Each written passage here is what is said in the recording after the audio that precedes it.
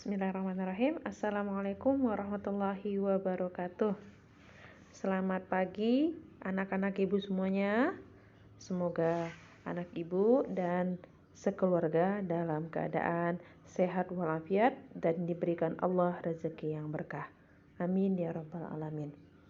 Baiklah anak ibu, pagi hari ini kita lanjutkan materi kita, yaitu pelajaran IPS dengan tema 5 wirausaha. Adapun materinya yang kita pelajari hari ini yaitu peran Indonesia di bidang ekonomi dalam lingkup ASEAN. Jadi materi ini masih kelanjutan dari si tema 4. Baiklah anak ibu, kita mulai pelajaran kita dengan membaca basmalah. Bismillahirrahmanirrahim. Silakan dibuka buku paket maupun LKS-nya, dilihat materi IPS-nya. Nah, di sini judulnya yaitu posisi dan peran Indonesia di bidang ekonomi dalam lingkup ASEAN. Jadi yang kita bahas di sini adalah peran Indonesia di bidang ekonominya dalam lingkup ASEAN-nya. Oke, coba Anda Ibu perhatikan gambar ini. Gambar apa? Iya, gambar kegiatan di sebuah pelabuhan. Tepatnya di sini adalah Pelabuhan Tanjung Priuk yang ada di Jakarta. Kita baca teksnya ya. Sebagai makhluk sosial, manusia tidak dapat hidup sendiri. Manusia memerlukan orang lain untuk hidup masyarakat. Selain itu, tidak setiap daerah memiliki sumber daya alam yang dapat mencukupi kebutuhan manusia. Jadi manusia itu tidak bisa hidup sendiri, harus kerjasama dengan manusia lain atau antar manusia. Contoh yang paling gampang, kalau di bidang negara, berarti kerjasama Indonesia dengan negara lain yang termasuk dalam ASEAN. Jadi kerjasamanya ini hanya dengan negara yang termasuk di dalam ASEAN, khususnya di bidang ekonomi. Kerjasama dalam bidang ekonomi dilakukan oleh negara-negara ASEAN, ya, antara lain melakukan promosi-promosi dalam bidang pariwisata dan perdagangan, kemudian menyediakan cadangan pangan yang untuk dimakan ya, menyelenggarakan proyek industri, membuat kawasan perdagangan bebas atau ASEAN Free Trade Area atau disingkat dengan AFTA. AFTA merupakan bentuk kerjasama negara-negara ASEAN di bidang ekonomi, ya. Jadi kalau ada pertanyaan itu AFTA termasuk kerjasama di bidang, jawabannya adalah ekonomi. Oke. Peran Indonesia dalam kerjasama memberikan manfaat bagi Indonesia maupun negara-negara lain. Bagi Indonesia, kerjasama tersebut dapat meningkatkan pendapatan negara dan mengurangi pengangguran. Ya, lihat materi berikutnya biar paham. Kerjasama dalam bidang ekonomi yang dilakukan oleh negara-negara ASEAN antara lain, ini tadi yang saya jelaskan ya. Ini sengaja Ibu perbesar biar anak Ibu tahu AFTA itu kerjasama di bidang apa tadi. Oke, itu di bidang ekonomi. Posisi dan peran Indonesia di bidang ekonomi, ini masih lanjutan yang tadi. Pada pembelajaran sebelumnya, anak ibu sudah mengetahui manfaatnya. Apa manfaatnya nak? Yaitu dapat meningkatkan pendapatan negara dan juga mengurangi pengangguran. Itulah manfaat dari kerjasama untuk Indonesia. Sebagai salah satu pendiri ASEAN, ya Indonesia kan salah satu pendiri ASEAN. Indonesia memiliki peran penting terutama dalam kerjasama di bidang ekonomi. Indonesia melakukan pertukaran barang dengan negara-negara di ASEAN. Tujuannya untuk meningkatkan hubungan kerjasama dan juga memperoleh keuntungan. Apa saja bentuk pertukaran barang itu nak? Kita lihat di sini ya. Bentuk pertukaran barangnya itu, yang pertama pertukaran sandang. Indonesia memiliki beragam kebudayaan yang sudah terkenal. Apa nak? Yaitu batik. Batik salah satu kerajinan Indonesia yang sudah terkenal di mancanegara, sudah diakui. Indonesia menjual batik-batik buatan perajin Indonesia ke negara-negara ASEAN. Nah, selain itu, Indonesia juga mengekspor. Apa pengertian ekspor? Ada yang tahu nak ya? Iya, pasti tahu ya. Ekspor itu melakukan pengiriman barang ke luar. Jadi X itu keluar dari Indonesia dikirim ke negara lain. Negara mana, Bu? Negara yang ada di lingkup ASEAN saja. Kemudian Indonesia mengimpor. Kalau mengimpor berarti Indonesia menerima barang dari luar Indonesia, yaitu negara ASEAN. Jadi impor itu barang yang dimasukkan ke negara Indonesia. Contohnya mesin-mesin pembuat pakaian berskala besar. Oke, Indonesia juga mengimpor benang sintetis dari Malaysia. Ini dia contohnya ini. Benang sintetis merupakan bahan baku pembuatan pakaian. Yang kedua, pertukaran pangan. Pangan berarti berkaitan dengan makanan ya nak ya. Hasil pangan Indonesia, ini sudah Ibu garisin, seperti tepung tapioka, lada, kina, itu diekspor ke Singapura, dikirim ke Singapura. Kemudian ada kopi, sayuran, dikirim juga ke Malaysia. Sedangkan Indonesia mengekspor, berarti menerima barang hasil pangan berupa beras, gula, buah-buahan, madu dari Thailand dan Filipina. Jadi ada barang yang keluar, ada barang yang masuk. Yang ketiga yaitu pertukaran papan. Indonesia memiliki hutan yang luas. Ya, betul sekali. Hasil hutannya itu kayu, banyak diekspor ke negara ASEAN seperti kayu jati dikirim ke Malaysia, kayu lapis dikirim ke Thailand, dan kayu mahoni dikirim ke Singapura. Nah, sedangkan kita nih diimpor dari Filipina. Apa yang diimpor? Semen putih. Kemudian getah karet diekspor ke Singapura. Kita kirim ke Singapura. Nah, selain di bidang itu, Indonesia juga melakukan kerjasama di bidang pertukaran barang tambang. Seperti apa, Bu? Minyak mentah, batu bara, besi, baja, aluminium. Nah, kemana dikirim?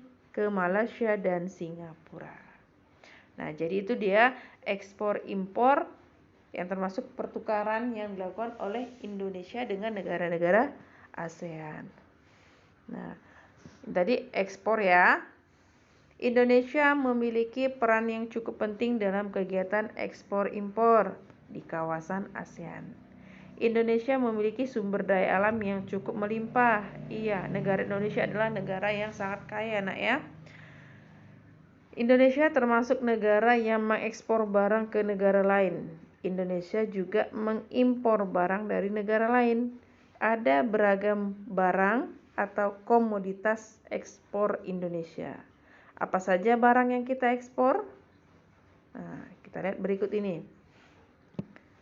Hasil industri yang kita ekspor seperti kain batik, tekstil, semen. Kemudian hasil pertanian, kacang kedelai, coklat, lada. Ingat ya, ini yang diekspor ya nak ya. Berarti yang kita kirim. Jagung, kelapa, sawit. Berarti di bidang pertanian perkebunan. Hasil hutan. Nih, ada potongan rotan, damer. Hasil peternakan dan perikanan. Ini dia. Kemudian hasil pertambangan seperti migas. Migas ini singkatan dari minyak bumi dan gas alam. Kemudian non migas juga, yaitu batu bara, logam emas, perak, besi, timah, dan nikel. Ini adalah barang yang kita ekspor ke negara lingkup ASEAN. Indonesia adalah negara yang yang kaya. Nah, selain kita mengekspor, kita juga menerima barang atau diimpor. Indonesia impor barang dari luar negeri. Contohnya barang olahan migas, yaitu besi, bensin, solar, kerosin, dan aftur. Aftur ini bahan bakar apa nak? Pesawat. Barang konsumsi seperti makanan, minuman diawetkan. Nah, sudah banyak ya kita temukan di supermarket atau di swalayan contoh barang yang sudah siap untuk dimakan atau yang instan ya. Kemudian barang industri seperti mesin pembangkit tenaga listrik, alat telekomunikasi, alat transport, dan mesin industri. Bahan baku, ini dia. Dan terakhir adalah jasa biasa dan negara maju seperti tenaga ahli. Ini maksudnya didatangkan ahli dari luar negeri yang memiliki ilmu tertentu dan jasanya kita pakai. Nah, bisa dilihat di sini, ini adalah negara tujuan kita mengekspor barang. Kalau tadi kan barang apa yang diekspor, ini adalah negara tujuannya. Kulit dan produk kulit. Bisa itu kulit sepatu. Sepatu dari kulit apa? Misalnya dari kulit buaya, kulit ular. Nah, itu sudah diolah, dikirimlah ke negara ini. Peralatan medis dikirim ke mana? Ini. Kerajinan dikirim ke negara yang ada di sini. Perhiasan, produk hasil hutan, kopi, kelapa sawit, makanan olahan. Jadi negara ini adalah negara yang menerima komoditas ekspor kita. Nah, kemudian upaya pemerintah meningkatkan kualitas tenaga kerja Indonesia. Nah, dengan perkembangan ini, globalisasi akan memunculkan para wirausaha. Nah, salah satu kebijakan yaitu MEA adalah pengakuan mengenai mutu pendidikan dan pengalaman dimiliki oleh tenaga kerja negara ASEAN. Nah, kebijakan ini memberikan kemudahan kepada calon tenaga kerja untuk memperoleh lapangan kerja sebanyak-banyaknya. Nah, MEA itu singkatannya tahun apa? Masyarakat Ekonomi ASEAN. Nah, ini singkatannya Masyarakat Ekonomi ASEAN. Nanti bisa dilihat di buku paket, itu ada di halaman 149. Indonesia merupakan salah satu anggota ASEAN dengan jumlah penduduk terbanyak. Hal ini menyebabkan Indonesia memiliki calon tenaga kerja yang melimpah. Agar tenaga kerja Indonesia mampu bersaing dengan tenaga kerja lain, pemerintah melakukan upaya. Berarti agar penduduk Indonesia tersebut memiliki daya saing, memiliki keahlian, memiliki pendidikan yang lebih dibandingkan yang lainnya. Maka pemerintah melakukan ini. Yang pertama, meningkatkan kualitas pendidikan dengan penerapan kewajiban jenjang pendidikan. Wajib belajar 12 tahun kita. 12 tahun itu berarti dari mana? SD 6 tahun atau MI. Tambah SMP sederajat 3 tahun. Berarti 9 ya. Tambah SMA sederajat 3 tahun. Berarti 12. Jadi wajib kita tamat sekolahnya minimal sampai tingkatan SMA sederajat. 2. Memberikan pelatihan lokakarya dan pelatihan kepada calon tenaga kerja. Jadi sebelum seseorang itu bekerja, diberikan pelatihan dulu nak, praktek dia, ya, biar dia tidak bingung ketika bekerja nantinya. 3. Memberikan bekal keterampilan yang dibutuhkan oleh perusahaan di negara-negara lain. Nah, sama. Sebelum dia itu bekerja, diberikan dulu ilmu atau keahlian atau keterampilan. 4. memilih calon tenaga kerja yang memiliki persyaratan tenaga kerja yang diajukan oleh masyarakat ekonomi ASEAN. Kelima, meningkatkan jumlah tenaga kerja terampil yang memiliki daya saing dunia. Nah, jadi upaya ini sebagai anak ibu yang akan menjadi generasi penerus bangsa Indonesia, pendidikan itu sangat penting. Jadi belajarlah terus, capailah cita-cita, belajarlah, carilah ilmu. Jadi sekolah itu nggak mesti, kalau ada rezeki orang tua tidak mesti sampai tingkat SMA. Kalau ada rezeki boleh kuliah, atau carilah sekolah yang langsung membentuk keterampilan anak ibu. Jadi semoga ketika kelak anak ibu mau terjun ke dalam dunia kerja sudah memiliki pendidikan, kualitas pendidikan, dan memiliki bekal keterampilan yang siap bersaing dengan dunia. Enak ya? Jadi pendidikan itu sangat penting. Semoga rezekinya berkah dan ada selalu. Amin ya rabbal alamin. Nah, untuk tugas mandiri anak ibu, kali ini tidak dikerjakan secara online. Dikerjakan secara tertulis. Nah, ibu minta nanti dikerjakan, boleh dikerjakan di LKS, boleh dikerjakan di buku tulis. Tugasnya yang pertama, mengingat kita akan ujian di awal Desember ini. Nah, jadi ini harus kita tuntaskan, ini pertemuan terakhir kita untuk pelajaran IPS. Jadi sekalian nanti ini membahas soal-soal untuk semester ya. Ini pertemuan terakhir untuk pelajaran IPS. Tugas yang pertama LKS tema 5 halaman 25-26. Kerjakan soal pilihan berganda saja. Ingat ya, hanya pilihan berganda yang di LKS tema 5 ini. Makanya didengarkan arahan ibu biar tidak salah mengerjakan. Tugas yang kedua, buku paket tema 5, halaman 145. Kerjakan soal nomor 1 sampai dengan 5. Itu ada pilihan bergandanya, ada juga uraiannya. Jadi dia campur ya. Tugas yang ketiga, buku paket tema 5 juga, halaman 175. Kerjakan soal nomor 1 sampai dengan 4. Ya. Kenapa sampai 4, Bu? Iya, di situ cuma ada sampai angka 4. Kemudian buku paket tema 5, halaman 184 sampai dengan 185. Ini adalah soal ujian semester yang ada di buku paket 1 sampai 10. Jadi kalau ditotalkan soalnya ada berapa, Nak? 10, 20, 24. Sama seperti biasa kalau berikan soal online. Tapi ini ditulis. Nah, ini dia Ibu lampirkan. Ini soal yang ada di LKS tema 5.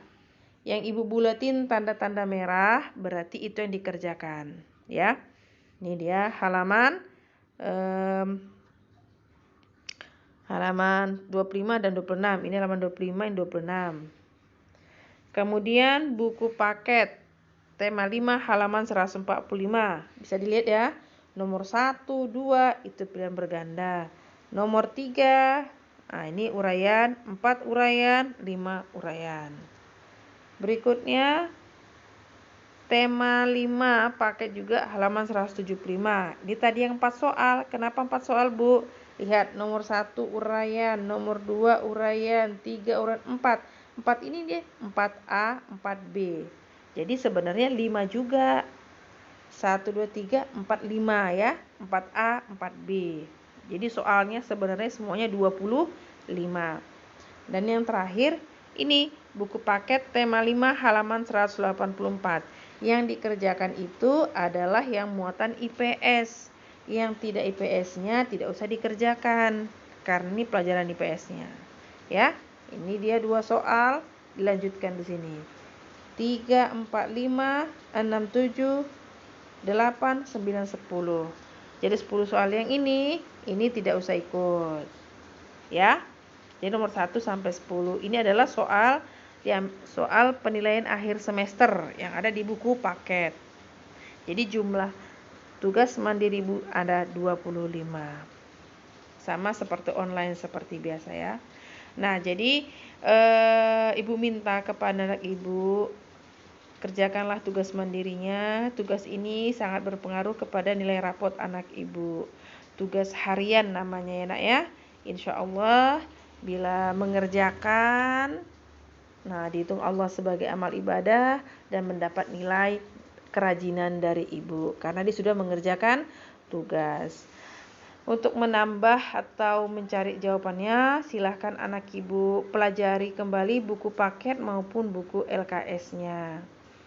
Bagi yang tidak punya, boleh mencari informasi dari sumber yang lain, asal jangan ada yang tukar jawaban atau mengirim jawaban kepada temannya. Nanti bisa ibu lihat siapa yang contekan melalui WA.